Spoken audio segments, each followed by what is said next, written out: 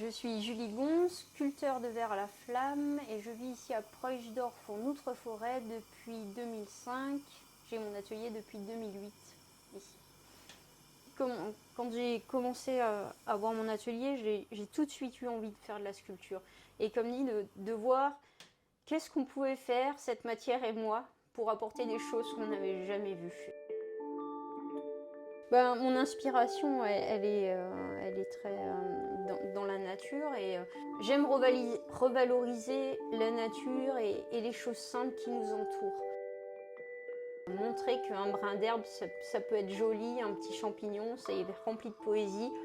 Et du coup, mon travail de sculpteur, c'est, je dirais presque, beaucoup de créer des plantes extra-naturelles et permanentes, quoi. J'ai grandi dans un atelier bois, mon père travaillait le bois, il était ébéniste, marketeur. Les habits de mes parents étaient des artisans, notre voisin était potier céramiste. Et du coup, j'ai quand même grandi dans ce milieu-là. Et arrivé au collège, j'avais pas tellement envie de continuer mes études.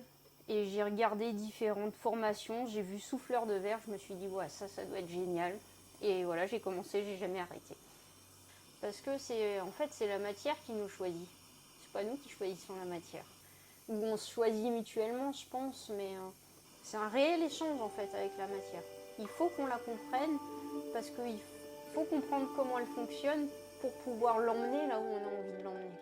Et tant qu'on y va en force, eh ben, ça marche pas. L'apprentissage du métier est similaire à l'apprentissage d'un musicien. Il faut qu'on fasse nos gammes pour que les gestes rentrent dans le corps.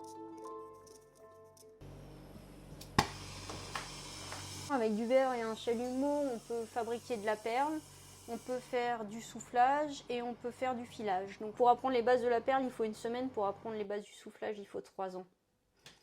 Voilà. Et c'est la technique la plus longue à apprendre parce qu'on travaille que sur un tube, on n'a que la paroi qui nous tient, parce qu'on travaille avec un morceau d'axe dans les 2 mains. Suivant ce qu'on fabrique comme objet, le décor il se fait avant ou après avoir soufflé la pièce. On a différentes façons de poser les décors.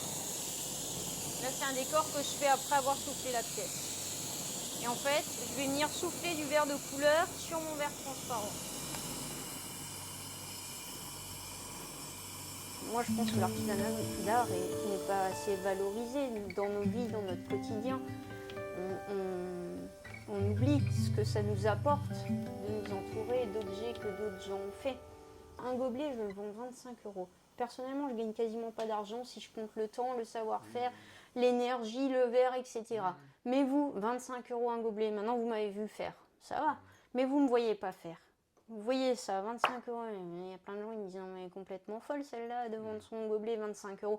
Parce qu'aujourd'hui, on achète 6 verres pour 1 €. Aujourd'hui, on n'a plus la valeur des choses. On a déplacé nos valeurs, en fait. C'est difficile, mais qu'est-ce qu'on est heureux parce qu'on est libre. Donc oui, c'est difficile au quotidien, mais moi je fais un métier que j'aime.